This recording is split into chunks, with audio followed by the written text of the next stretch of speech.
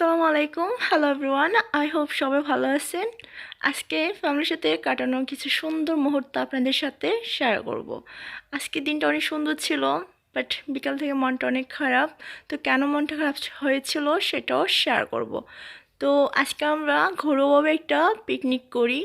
দেখুন, চুলা বানিয়ে ফেলেছি, বড় ভাই বানিয়েছে ইট দিয়ে আর একটু গর্ত করে। এই যে আমার পিচ্ছি, আমার ভাস্তি, ওরা সবাই খুব আনন্দ করতেছে। এখন ভাইয়া চুলাটা ধরানোর চেষ্টা করতেছে, অনেকক্ষণ যাবৎ ট্রাই করতেছে, বাট চুলা কোনোভাবেই চলতেছে না, টিপ টিপ করছে। অবশেষে চুলা জ্বালানোর জন্য ভাবি চলে আসলো। ভাবি খুব দ্রুতই চুলাটা আগুন ধরিয়ে ফেললো। অনেকগুলো শুকনা কাঠ, দেন বাঁশ আর পাটের শোলা, এগুলা দিয়ে আগুনটা ধরিয়েছে। আজকে আমরা যেগুলো রান্না করব সেটা হচ্ছে খুব সহজ একটা রান্না, মাংস দিয়ে, মুরগির মাংস দিয়ে খিচুড়ি। আপনারা কিন্তু পাশাপাশি একটা রেসিপিও শিখে ফেলবেন, আর দেন আমাদের যে আনন্দময় সময়টাও দেখতে পারবেন। তাড়াতাড়ি চুলা ধরানো হয়ে গেছে। ভাইয়া একটা বড় পাতিলে ফার্স্ট টাইম তেল নিয়ে নিল। তেলটা একটু গরম হলে এর মাঝে পেঁয়াজ কুচি দিয়ে দিল, এলাচি, দারচিনি, লং, এগুলো সব একসাথে দিয়ে একটু হালকা ভেজে নেবে। ভাইয়া রান্না করতেছে, ভাইয়া কিন্তু সৌদিয়ান শেফ, বুঝছেন। চুন পাতিল চলে যাচ্ছে এপাশ এপাশ। তারপর ব্লেন্ড করা আদা রসুনের পেস্টও দিয়ে দিল, একটু হালকা ভেজে নেবে যাতে আদা রসুনের কাঁচা ফ্লেভারটা চলে যায়। সবাই মিলে আমরা রান্না করতেছি, আমি ভিডিও করছি আর আমার বড় ভাই আর আমার চা রান্না করতেছে, একটু একটু সবাই হেল্প করতেছে। এই যে আমার বাস্তিরও আমার কিউট বাস্তিরা কষানো হয়ে আসছে মশলা। এখন এর মাঝে মুরগিটা দিয়ে দিল।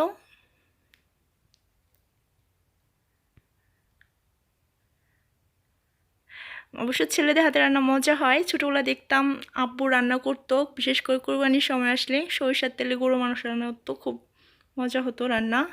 তাছাড়া আব্বু মাঝে মাঝে আম্মুকে ছুটি দিয়ে দিত সংসারের কাছ থেকে, আব্বু নিজেই সব কাজ করতো। আব্বুর অফ ডেতে রান্না করতো, আমাদের জন্য নাস্তা বানাতো। আসলে অনেক সুন্দর ছিল সময়গুলো। আজকে রান্নাটা ভাইয়া করেছিল, কিন্তু অনেকেই সাহায্য করছে। 10 মিলে যে কাজটা করে আসলে অনেক সুন্দর হয়। আজকে খাবারটা অনেক টেস্টি হয়েছিল, অনেক সুন্দর ফ্লেভারও বের হয়েছে। পানি অ্যাড করে দেওয়া হয়েছে, এখন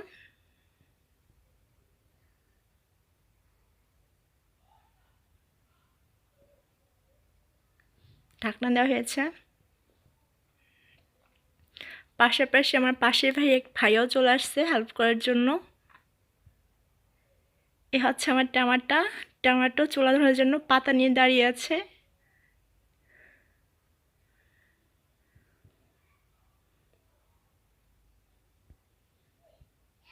দেখুন, একটু একটু করে পাতা দিচ্ছে ও চাচ্চুদের চুলা ধরানোর জন্য। উনিও শেয়ার রইল। রান্নাটা প্রায় শেষ পথে।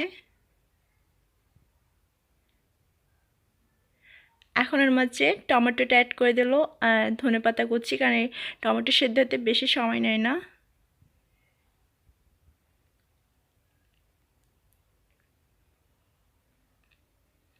ভালো করে মিক্সড করে নিচ্ছে।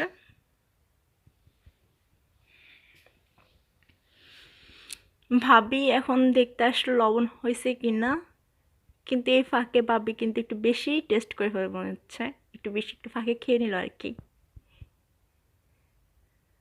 আর সেদ্ধ হয়েছে কিনা তাও দেখে নিয়েছে।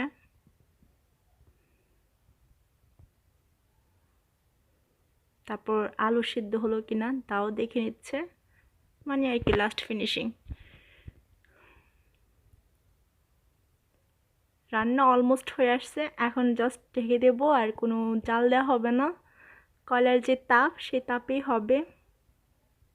ভাইয়া একটা ভারী কিছু দিয়ে দিল যাতে বাষ্পটা বের না হয়ে যায়।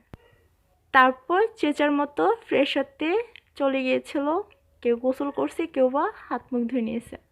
এই যে খাবারের পালা চলে আসলো। অনেক ভালো লাগছে এই মুহূর্তটা, কারণ আমরা ঘরে খাই নাই, বাইরে খাইছি যাতে সবাই একসাথে খেতে পারি। আর আমরা যারা যারা প্ল্যান করেছিলাম পিকনিক করার জন্য তার থেকেও আশেপাশের মানুষ এসেছিল। খুব ভালো লাগছে আর সবাই অনেক তৃপ্তি করেই খেয়েছে। সারাদিন সময়টা ভালো কাটলেও বিকাল দিকে মনটা খারাপ হয়ে আসছিলো। এই যে আমার বাস্তিটা, ওরা বাসায় চলে গেছিলো। ওর সাথে আমার এজের ডিফারেন্সটা অনেক, বাট আমাদের বন্ডিংটা খুব ভালো, গুড একটা রিলেশন। আর ও কিন্তু স্টুডেন্ট হিসেবে অনেক ভালো, সবার জন্য দোয়া করবেন। তো গাইস, কেমন লাগলো সবার? ডোন্ট ফরগেট টু সে মাশাআল্লাহ ফর মাই ফ্যামিলি। সবাই দোয়া করবেন আমার ফ্যামিলির জন্য।